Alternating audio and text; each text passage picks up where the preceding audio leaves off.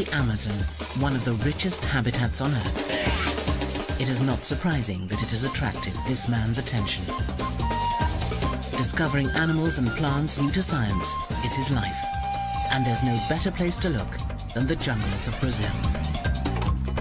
Who knows what he might find, what might be lurking in the dark.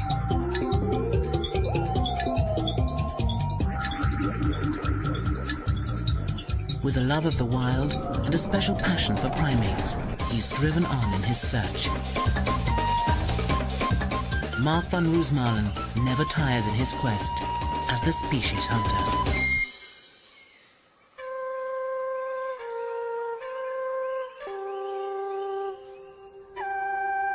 Northern Brazil. Here the lush Amazonian rainforest supports untold colourful and secretive creatures. The Amazon region of South America is home to the richest primate populations on Earth, a fact that has attracted the attention of a very special man. Mark van Roosmalen is more than just a lover of monkeys. He's a primatologist, a hero for conservation and a professional species hunter. His work takes him deep into the jungle, and it's his love of monkeys in particular that draws him back time and time again to northern Brazil and the dense forest surrounding the Aripuana River. Mark has dedicated his life to finding new species and fighting to protect their environments. Now on board his houseboat, the Calibeia, Mark embarks on a new mission and wonders what secrets the forest still holds.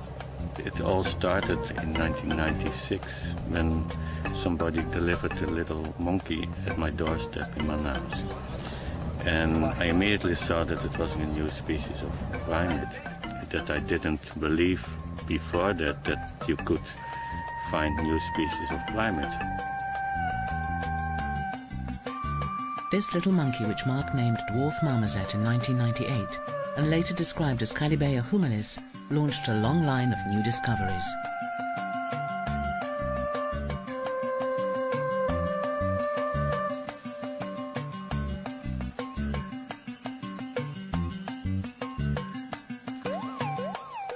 Since then, Mark claims to have discovered more than 20 other previously unknown primates, and also a dwarf porcupine with a pink nose. Also interested in botany, Mark's research on the plants of the region are a standard text. It was Time magazine that dubbed him a hero of the planet because of his commitment to conservation work. Mark's recent work focuses on the forest surrounding the Aripuana River, an area of Brazilian rainforest the size of France.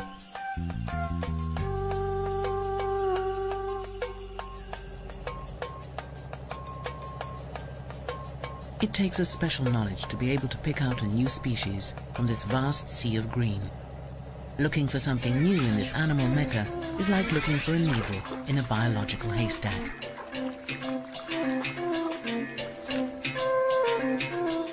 Why is it so important to find new species?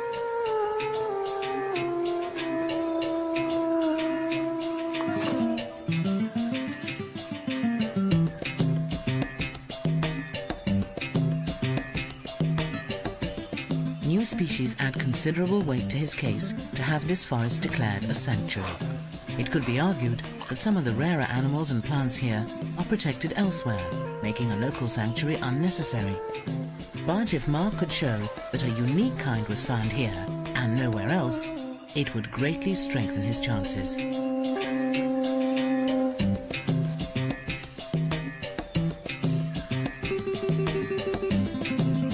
But how do you start looking for a new species of animal unknown to science? Mark has an unlikely source.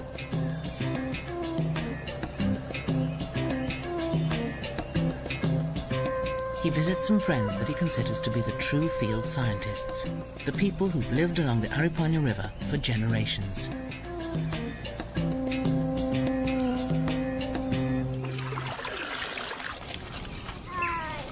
They have contact with all sorts of animals, from macaws to curassows, parrots to primates. Monkeys can end up as pets, and Mark knows that one family's pet might just turn out to be the world's scientific bombshell. He regularly visits the villages or caboclos. Doña Teresa invites him to see their latest addition. It's an adolescent marmoset. Doña Teresa took care of it after its mother was killed for the pot. The monkey belongs to a species that Mark described for the first time in 2000. He called it Mico manicorensis, after the town of Manicore on the Madeira River. The marmoset probably wouldn't live long in captivity, and Doña Teresa exchanges it for a bag of beans. Mark never pays for his finds. He doesn't want animals captured deliberately. So that's exactly the way how I get all the monkeys, because these people, local people, live on subsistence hunting, so they kill the mothers, and if they have dependent babies, they keep them like this one. And what is just what they put in the pot is scientific material for me. Not only are the animals saved from a cramped and uncertain future, but they could help Mark get protection for animals so rare that they're completely unknown to the outside world. As Mark speeds away, the skies open over the village. Here, every year, up to 7 meters of water drench every square meter of forest floor in the floodplain forest. Once the soil is saturated, water seeps into the rivers.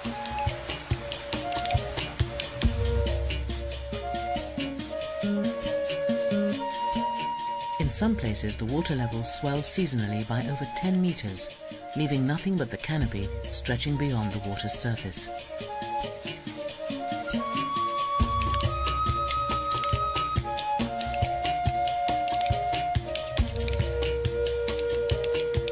Now flowers blossom, and fed by the nutrient-rich waters, fruits ripen.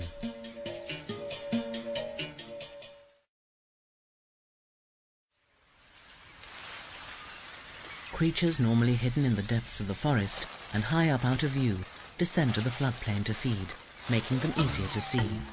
Among them, the spider monkey, one of the largest monkeys on the continent. Spider monkeys are easily distinguishable. They have the longest tails in the monkey family, which are used like a fifth limb to swing through the branches.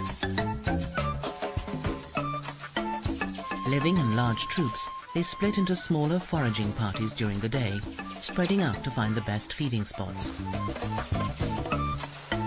The similar-looking woolly monkey eats a more varied diet of insects and small animals, but also descends to enjoy the rich fruit bounty. With food in abundance, there's plenty of time for play.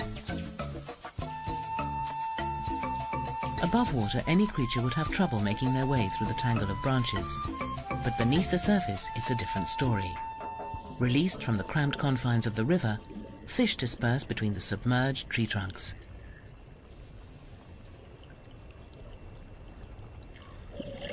Animals that usually travel by foot are forced to swim. Sloths usually crawl from tree to tree. Now, though, they must paddle. Moving at their own pace, they're surprisingly good swimmers, but that's about as energetic as a sloth ever gets.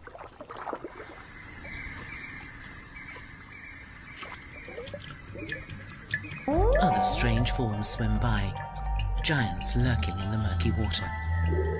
According to legend, when sailors of old glimpsed these creatures at sea, they mistook them for mermaids. The resemblance is not very striking. These are Amazonian manatees or sea cows, one of a few species called sirenians. They look like whales, but are in fact closely related to the elephant.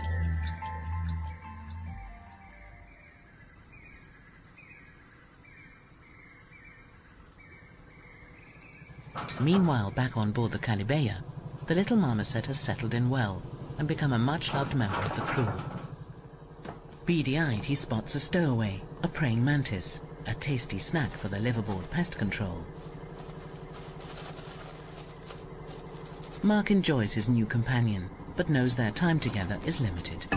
Mark always takes the time to catch up with his neighbors and makes regular house calls to consult these local zoologists.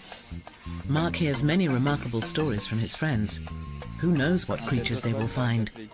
Ephraim tells of a large creature living in the jungle surrounding their village.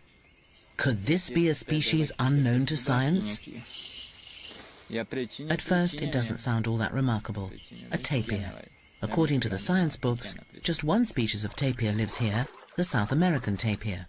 Textbooks say 4 species of tapir live in the jungles of South America and Asia, the last members of an ancient family of animals related to horses and rhinos.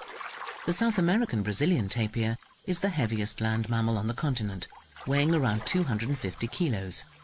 Tapirs all have the prehensile trunk, but the South American can be identified by the distinctive white ear tips and pale feet. But the animal Ephraim describes is half the size and jet black all over. If this were to turn out to be a new species, it would be electrifying. This may be the only place where the dark tapir lives, and without the knowledge of studies, it could be on the brink of extinction. It's vital to find out more, and that is Mark's mission in life. But the locals haven't finished yet. Peccaries look like pigs, but are more closely related to hippos. Science describes 2 species in the Amazon, the widespread collared peccary and the much larger and noisier white-lipped peccary.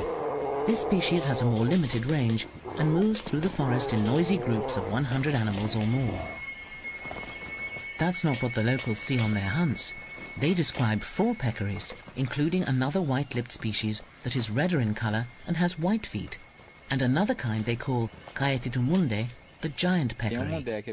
Unlike other peccary species living in herds, the much larger Caetitumundi is only seen in small family groups.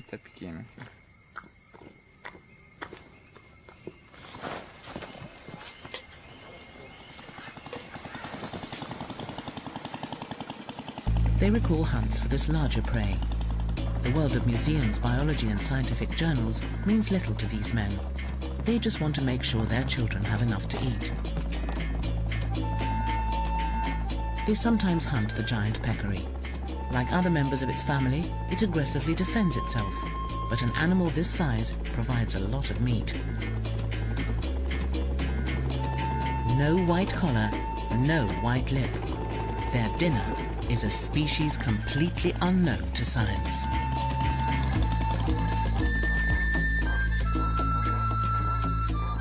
As the days pass, the Calibeya takes Mark and his crew further into the forest.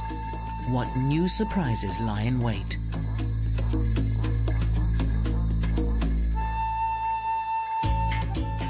The golden morning sun reveals little sandbanks, the first signs that the floodwaters are subsiding. Already, these fingers of land have attracted skimmers who loudly lay claim to the banks. One morning, Mark has some surprise visitors. The men have killed another peccary, but knew their dinner would be of interest to Mark. The meat has already gone to feed their families, but the men kept the skin and pinned it out to dry. Mark instantly notes the large size, the stiff black mane, and the absence of a white lip or white collar. This skin comes from an animal unknown to science, a giant peccary. As Mark sits with his monkey friend, he recalls a similar gift, and what may turn out to be the biggest discovery of his career. I was extremely lucky when I came to this little village on the Iberian River to do my usual interviews, and then the people told me that they just had hunted a manatee in the creek here, and then I was asking them how many types of manatee do you know, and they said 2. And then I noticed, I was aware that this was a new species.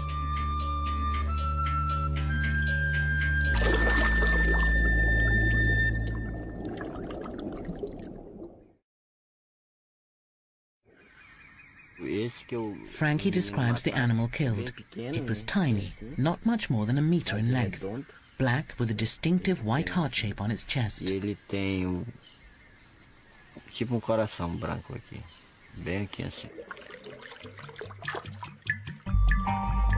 Could it really be possible that such an impressive creature has managed to go unnoticed for so long? How might the dwarf manatee compare to its larger cousins?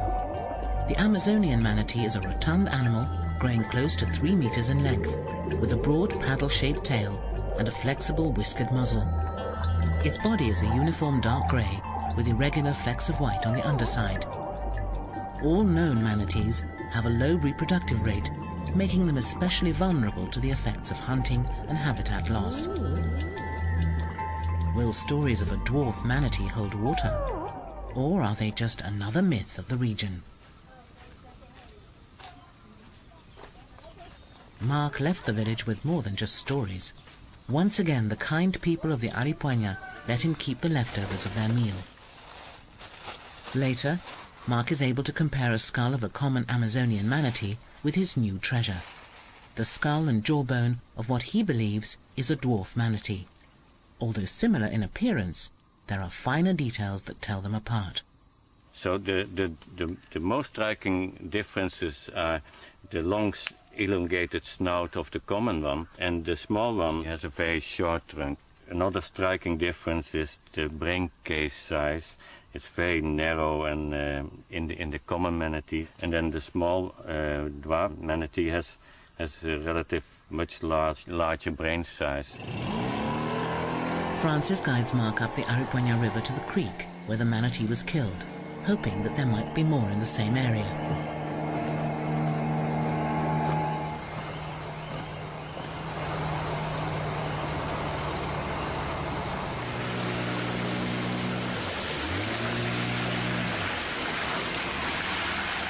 They spot one of the Amazon's oldest inhabitants.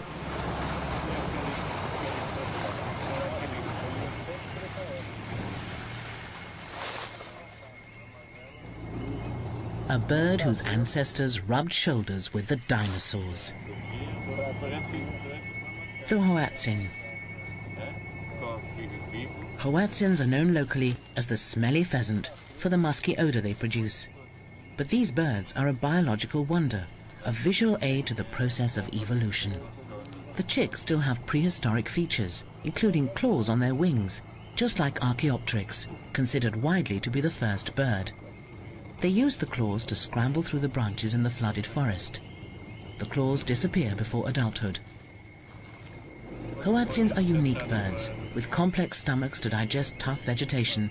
Special bacteria needed for this harsh diet is passed to the chicks from their parents. The Hoatzin is a natural wonder and another threatened species in need of protection.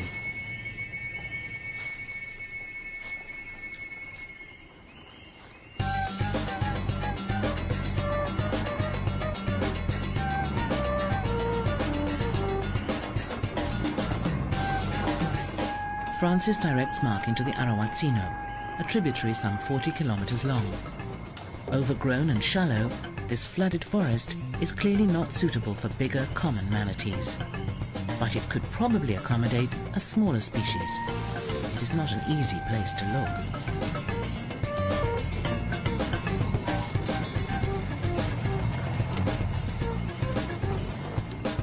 As a primatologist, Mark never stops scouring the treetops for monkeys. He spots one of the smaller residents of the canopy, a squirrel monkey. I learned from the monkeys how to survive in the forest and what you can eat and what you can't eat by observing them. They taught me how to make a living without killing any animal. Mark has become a vegetarian, mimicking the monkeys' fruity diets. Charismatic squirrel monkeys are among the monkey man's favorite subjects. The creek narrows with fallen trees forming barricades, but there is clearly lots of leaf matter. Could this be the food of the dwarf manatee? Deadwood lies across their path, but Mark won't allow such minor obstacles to get in his way.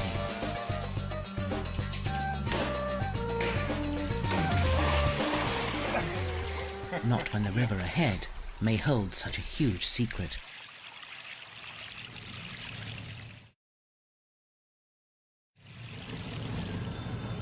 As the search for a new species continues, Mark hears a song that is music to his ears, the duet of titty monkeys.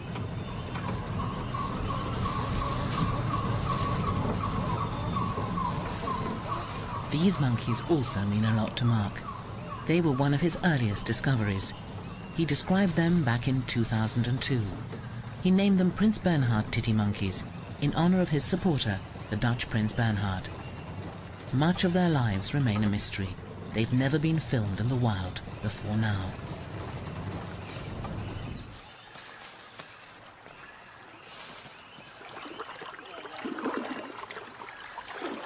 the end of the road. But at least Mark has samples of the dwarf manatee's food. This is about the farthest we can get after all these logs over the river. But I'm happy to have seen the habitat of the dwarf manatee, because the local people in Francis, they say that the dwarf manatee is feeding mainly on these two species of Eliocharis grass. If this is true, it would make the dwarf manatee differ in its feeding behavior from its larger cousin. The Amazon manatee feeds at the surface on floating plants. It seems that the new species may be a bottom feeder.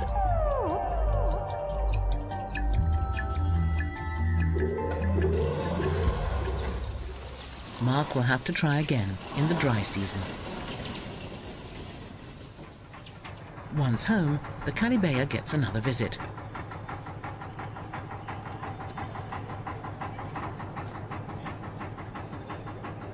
The unusual watchman announces their arrival. River traders bring in supplies of eggs and flour. Mark always exchanges news with these people. As the traders spend their whole time traveling up and down the river, they often have useful information and current news.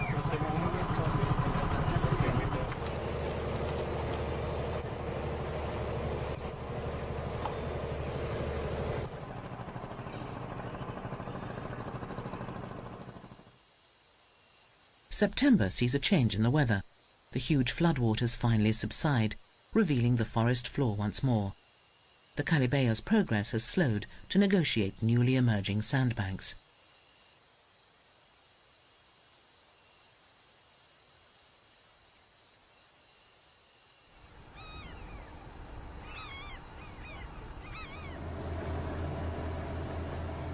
Mark uses the downtime to revisit a childhood fantasy, the Lost World.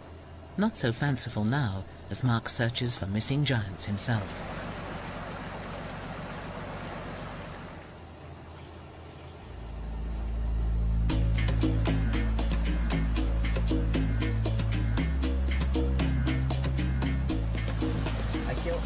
Calibea's captain weaves her slowly through treacherous sandbanks, some of which he can barely see below the surface.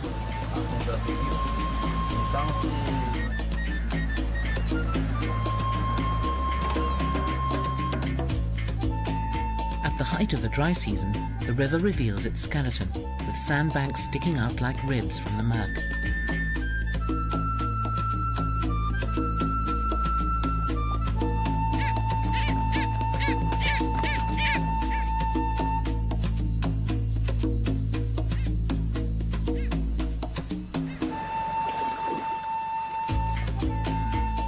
Ground-nesting birds, such as nightjars, crouch on their nests to prevent the sun hard-boiling their eggs.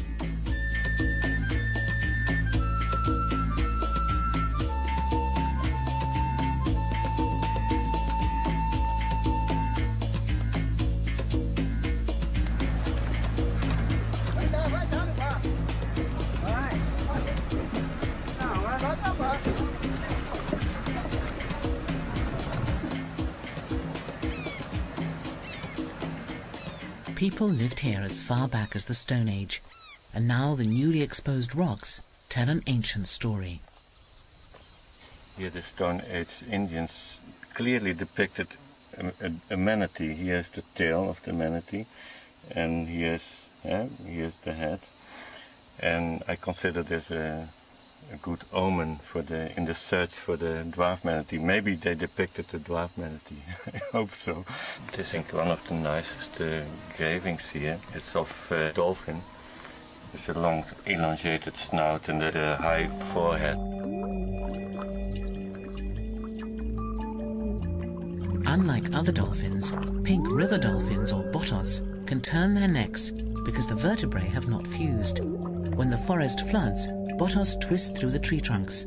They have long tooth-lined beaks, and in the murky waters of the Amazon have lost the need for sight. Their tiny eyes give them a prehistoric appearance. The dolphins use sophisticated internal sonar to avoid collision in the gloom.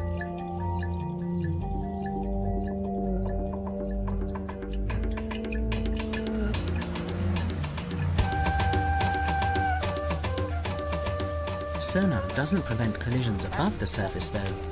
The Calibea has run aground for the 4th time. It takes a little patience and some careful navigating to get them back on track.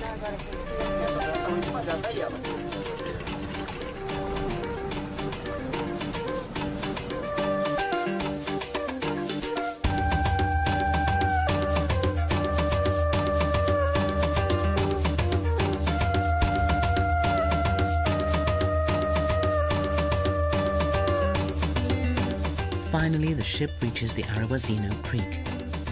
Home, Mark believes, to the dwarf manatee. It snakes back into the heart of the mysterious rainforest.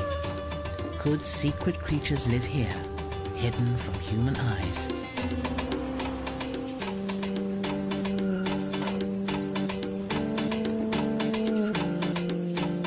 After months underwater, the sandy riverbanks are rich in minerals from decaying vegetation. Butterflies flock to lick up the nutritious cocktail.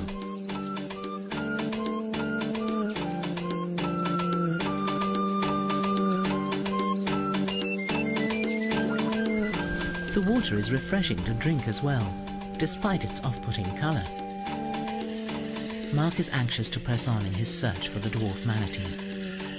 A find this size could draw international attention to the region, perhaps creating pressure to give it official protection, saving not only a new species, but protecting the habitat of the monkeys that Mark so loves. With that fresh inspiration, he presses on in his search. Francis joins him again, along with his brother Ephraim. Logs and branches clog up the creek. Progress upstream is frustratingly slow. It's a bit of a helter-skelter ride, and they keep the chainsaw close at hand.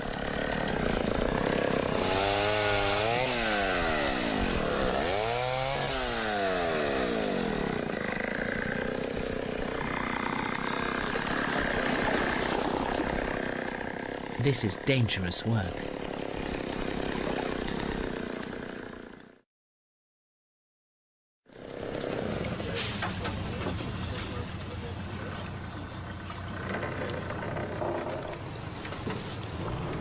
Francis spots one of the logs they cut just a few months ago, in the rainy season. It shows just how far the water level has dropped, some 4 or 5 meters. The speedboat's engine shatters the peace of the rainforest, disturbing the inhabitants. They spot an empty den, but the owners are nearby. The 3 men stop to get a closer look.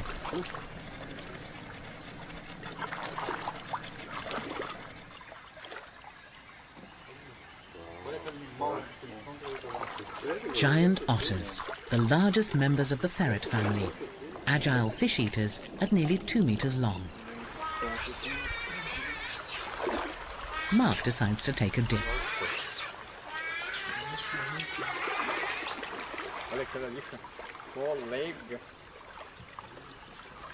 Giant otters live in large family troops and call loudly to each other through the forest. Once a common sight in the Amazon basin, hunting for pelts has greatly reduced their numbers. The otters seem reluctant to approach the bather, so Mark takes a look at their home instead. Otters don't always dig their own dens. Sometimes they find a natural cavity, such as this one, in the roots of a tangled tree. Butterflies have gathered on the den floor, perhaps absorbing minerals from the otter's urine or oil from their last fishy meal.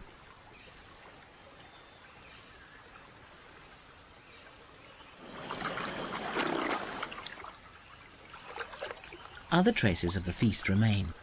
Large scales, perhaps from the jarraky fish, one of their favorite fish prey. It's a welcome interlude and a reminder of the rare and important species of the region and the need for their protection. The search must continue.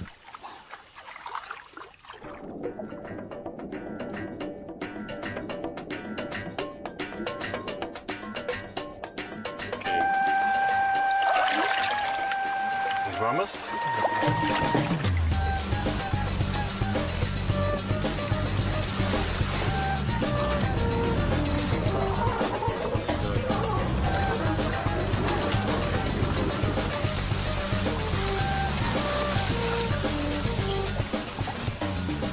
have to be pretty fit to hunt for manatee in the Aripuanã River.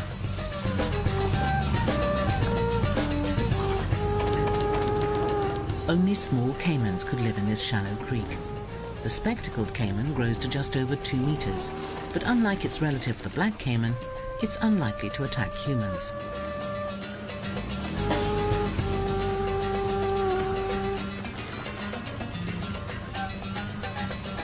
Mark looks for a good spot to begin his search.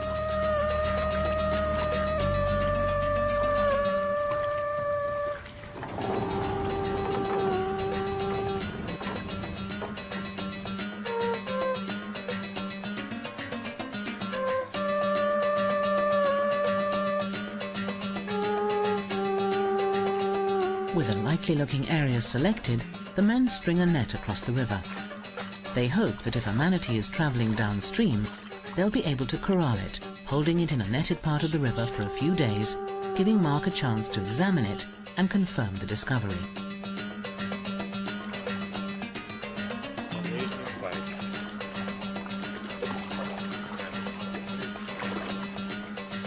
While the trap settles into the river, Mark, ever inquisitive, takes a stroll. Jungle dramas are being played out at all levels, and Mark finds great interest in it all.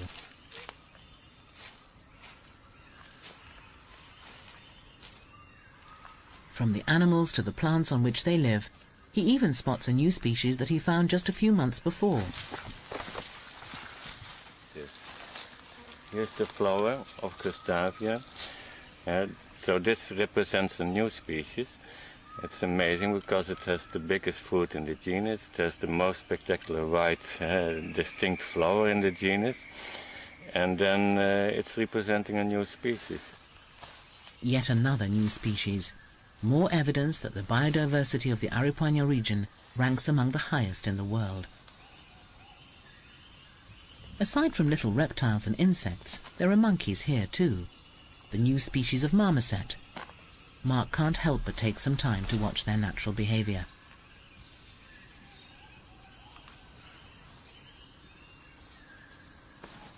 Like most marmosets, this new species appears to live in close-knit family groups, each defending a territory of their own. He hopes soon to return his captive friend to a wild group like this. At the moment, the little monkey's a bit young to stand its ground with a wild pack, but the time will come soon enough. The word marmoset comes from the French for grotesque, but the squirrel-like monkeys have won Mark's heart. Unlike other primates, these have specialized in eating gum. In areas where gum trees are plentiful, there can be as many as 50 groups of marmosets in a single square kilometre of forest. There are much larger animals in the area too.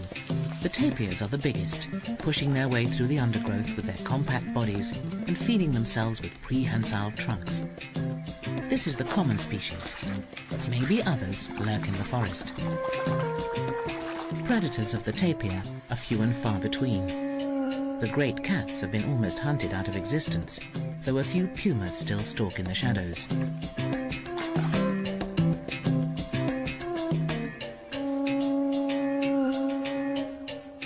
This is the same kind of mountain lion that ranges from Florida to Patagonia. Unlike many cats, these jungle dwellers are quite unafraid of water.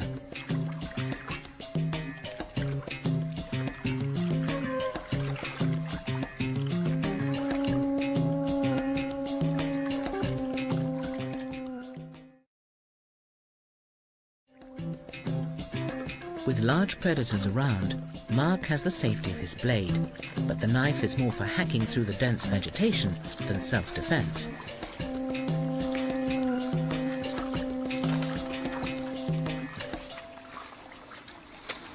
We set the second fence about 1.5 kilometers upstream, but we saw a place where they recently had browsed the Eliogaris grass. Francis tells Mark how the dwarf manatee feeds. So, in July he saw from a distance that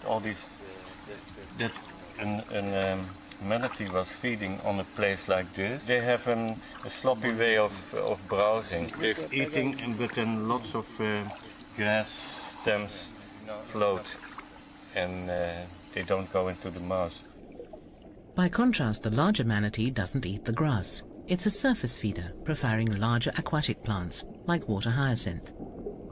This adds weight to Mark's idea that the smaller dwarf manatee is a bottom feeder.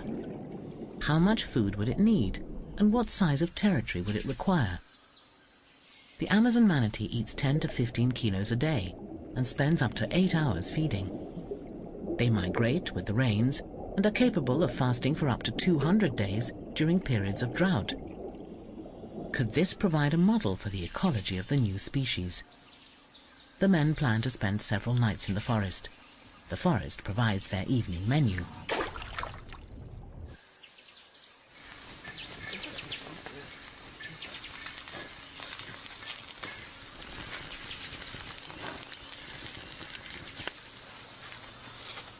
Watched over by his little companion, Mark catches up on some research. It's important for him to keep up to date with developments in the scientific community.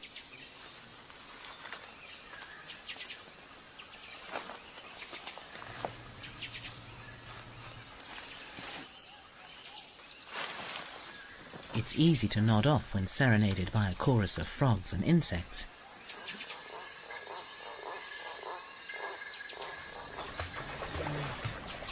Early morning, and the search begins in earnest.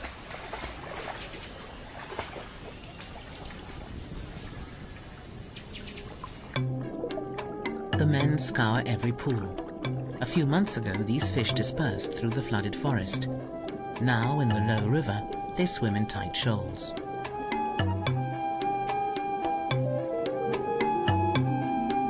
The men keep an eye out for hidden dangers.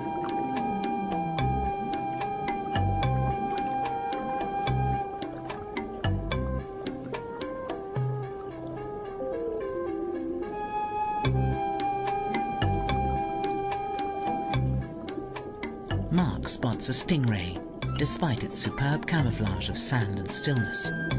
It has a poisonous barb on its tail. If it lashes out, it could inflict an agonizing wound. It's nearly a meter across, but quickly disappears again under a fine dusting of sand. A reminder that even large animals can remain undetected in the forest.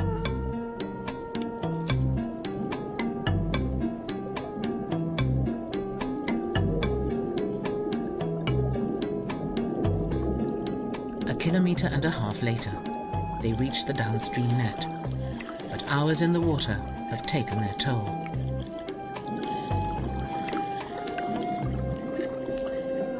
I feel very cold.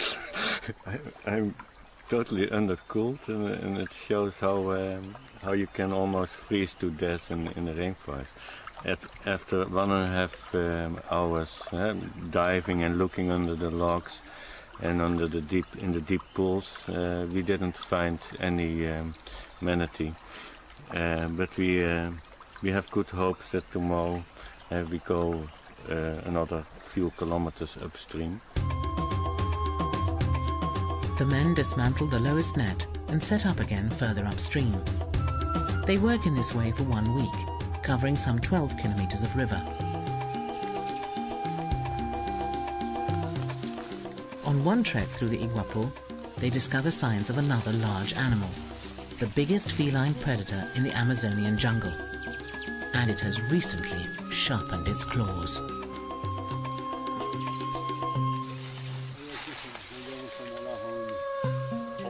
The predator has left its mark. The scratch marks on the tree trunk show just how high the jaguar stretched. It's more than 2.5 meters. The moment that I see this, then I think about it as a possible threat. But I still think that a fallen tree or a fallen tree branch is more likely way to be killed in this one.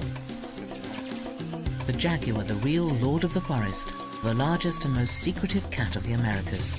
The dense forest remains its final stronghold. Jaguars are known to prey upon aquatic animals and caimans, for instance. So it's probably the only predator for the dwarf manatee. There's just time for one last swim.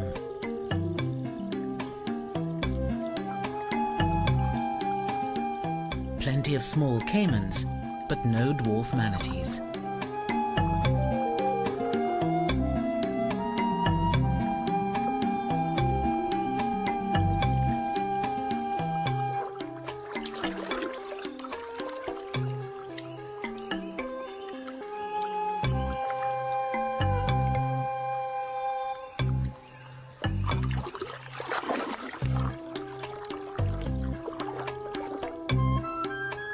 Mark's frustration grows because everywhere in the creek he sees the blunt ends of the Eleocharis grass.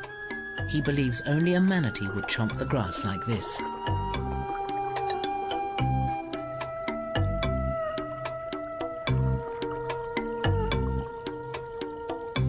He finds a Stone Age carving of a manatee. Why else would ancient Indians depict a manatee in this small creek unless they'd seen them here?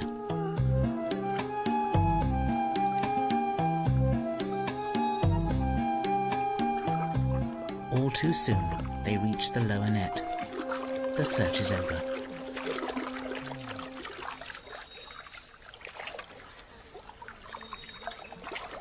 No luck this time. No manatees in this stretch of the river. Francis, Ephraim and Mark pack up the nets for the last time.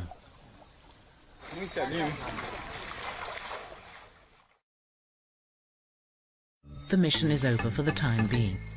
But while they're deep in the forest, one important task remains. Time for one member of the family to say goodbye. Mark had never planned to keep his little stowaway and has decided that it's time to return him to the forest. It will be wonderful to see him back in the wild. If Mark hadn't intervened, it would have stayed tied up in a village hut and would not have lived for long. A life in captivity rarely agrees with wild animals. Mark has had plenty of experience rehabilitating orphaned monkeys into the wild and begins by placing his little friend in a suitable spot.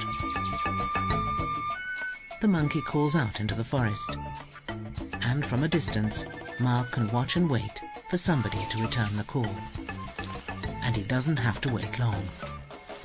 From past experience, Mark knows that if released near a wild group, this animal will be fine.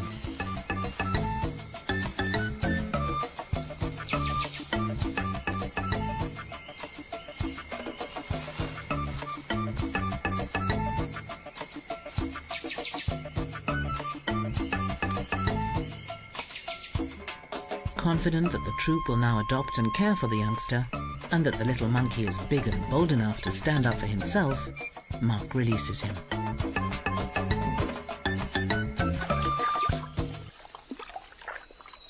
It's time to leave the forest and its secrets behind. A little disappointed that they haven't found the manatee, but renewed by the wealth of other wildlife in this region. The river may not have yielded a new manatee, but it seems the forest won't let his efforts go unrewarded.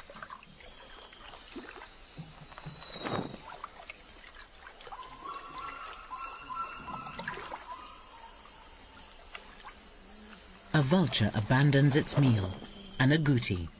Mark has never seen this species before. This is an agouti, but I know almost for sure that it's a non-described species of agouti. Agoutis with orange-brown fur live on either side of the Aripuanã River, but this specimen, sandwiched in the middle, has a greenish-black coat. Agoutis are long-legged rodents that forage for fallen fruits and seeds on the forest floor. They're hard to see, fast and agile, able to leap 2 meters to escape attack. The carcass was a lucky find. Mark may have stumbled across yet another new species of small mammal. And the forest still hasn't finished with Mark. It saves the best till last.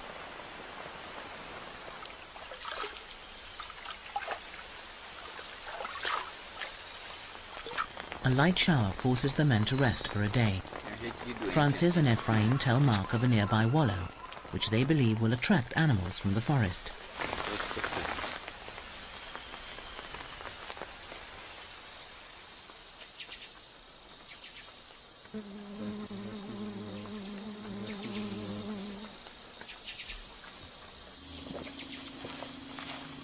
As soon as the rain stops, Ephraim leads him to the spot.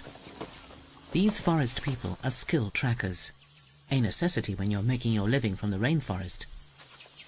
They don't miss any signs of a passing animal.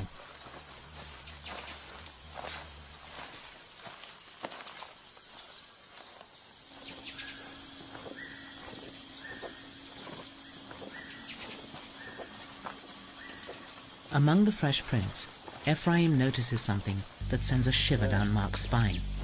A large hoof print. This wasn't left by a white-lipped peccary, or by a collared peccary.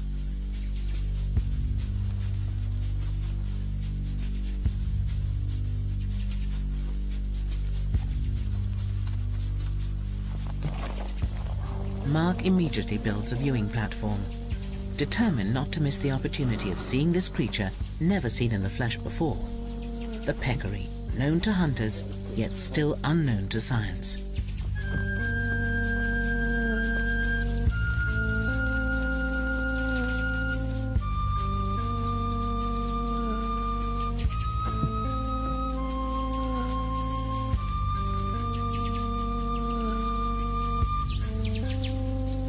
He settles down to wait.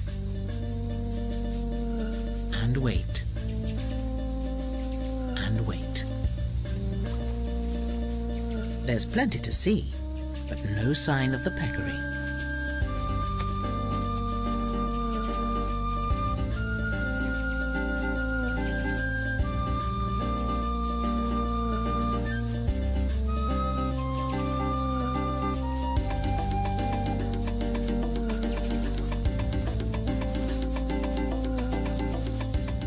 At last, his patience pays off.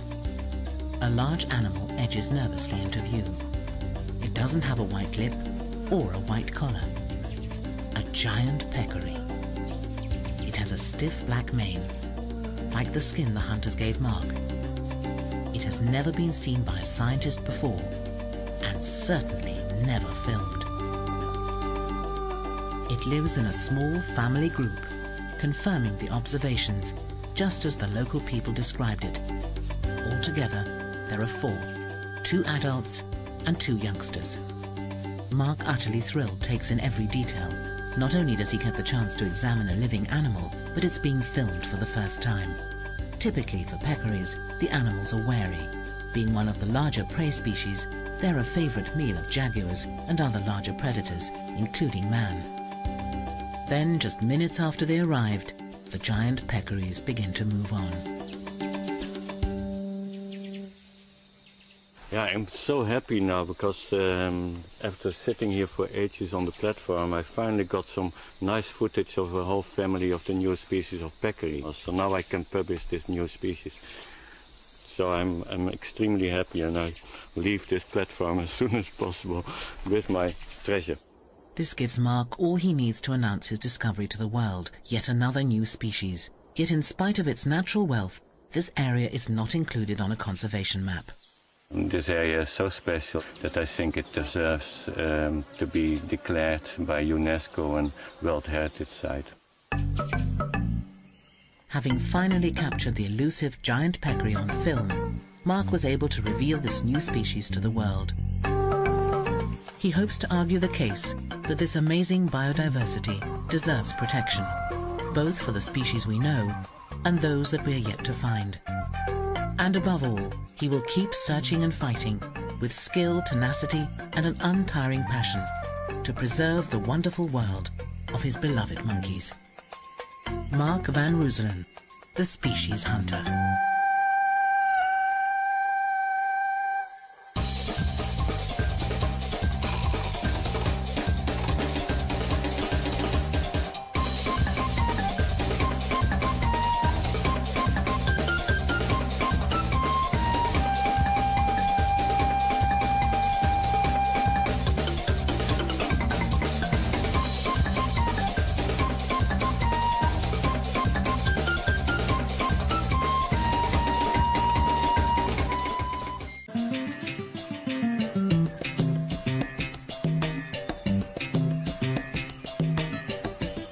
New species add considerable weight to his case to have this forest declared a sanctuary. It could be argued that some of the rarer animals and plants here are protected elsewhere, making a local sanctuary unnecessary. But if Mark could show that a unique kind was found here and nowhere else, it would greatly strengthen his chances.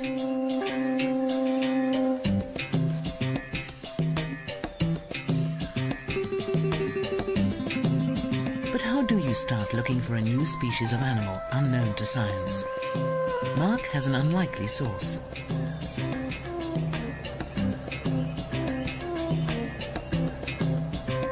He visits some friends that he considers to be the true field scientists, the people who've lived along the Aripuanã River for generations.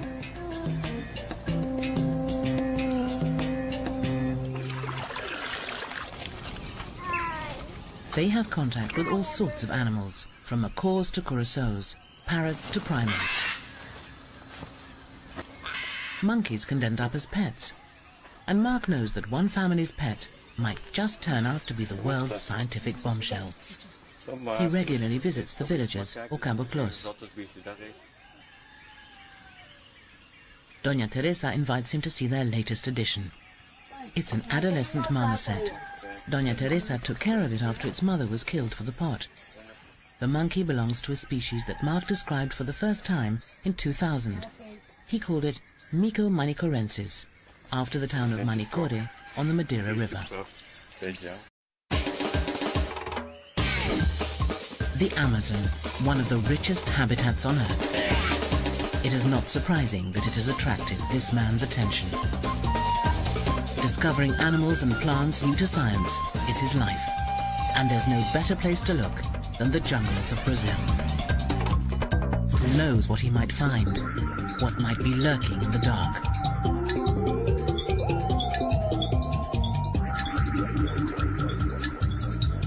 With a love of the wild and a special passion for primates, he's driven on in his search. Mark van Roosmalen never tires in his quest as the species hunter.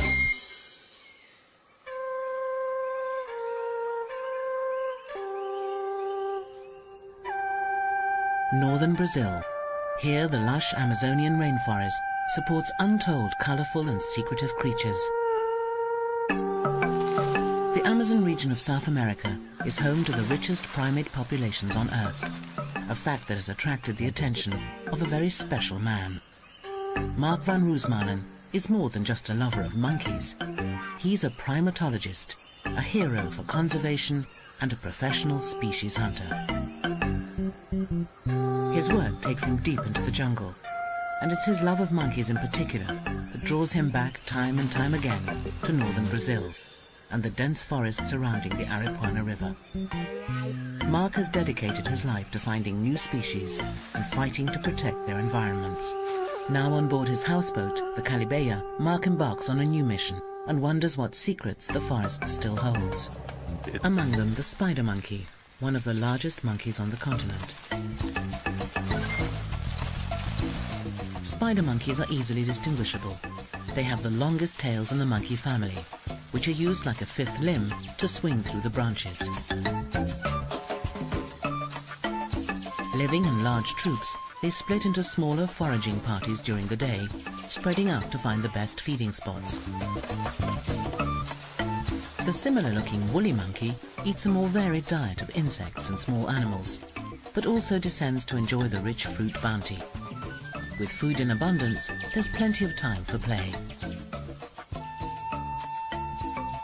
Above water, any creature would have trouble making their way through the tangle of branches. But beneath the surface, it's a different story. Released from the cramped confines of the river, fish disperse between the submerged tree trunks.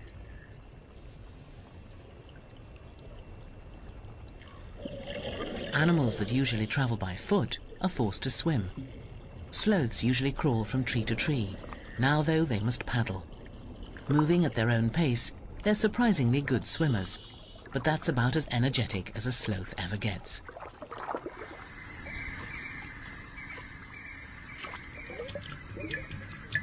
Other strange forms swim by, giants lurking in the murky water.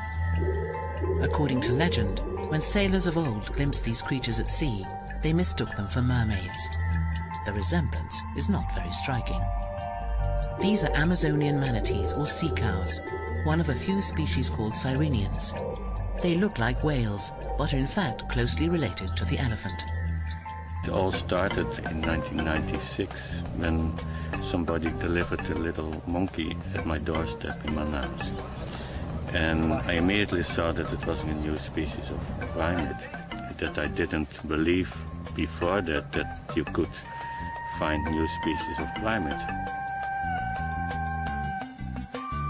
This little monkey, which Mark named Dwarf Marmoset in 1998 and later described as Calibeia humilis, launched a long line of new discoveries.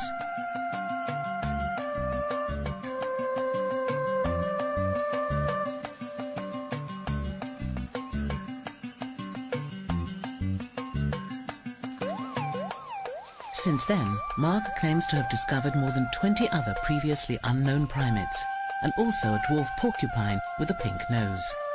Also interested in botany, Mark's research on the plants of the region are a standard text.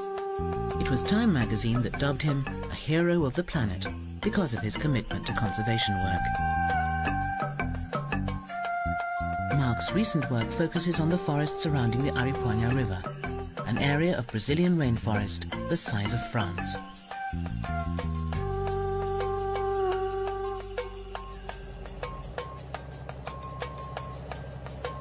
It takes a special knowledge to be able to pick out a new species from this vast sea of green.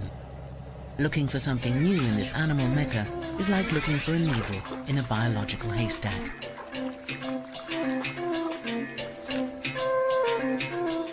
Why is it so important to find new species?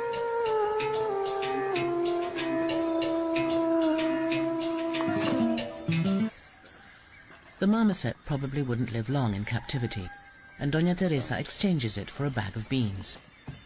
Mark never pays for his finds. He doesn't want animals captured deliberately. So that's exactly the way how I get all the monkeys, because these people, local people, live on subsistence hunting, so they kill the mothers, and if they have dependent babies, they keep them like this one. And what is just what they put in the pot is scientific material for me. Not only are the animals saved from a cramped and uncertain future, but they could help Mark get protection for animals so rare that they're completely unknown to the outside world. As Mark speeds away, the skies open over the village. Here, every year, up to 7 meters of water drench every square meter of forest floor in the floodplain forest. Once the soil is saturated, water seeps into the rivers.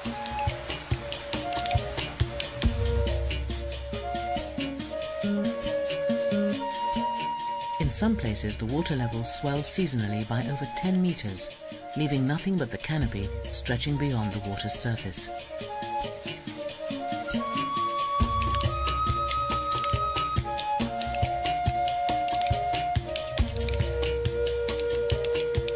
Now flowers blossom, and fed by the nutrient-rich waters, fruits ripen.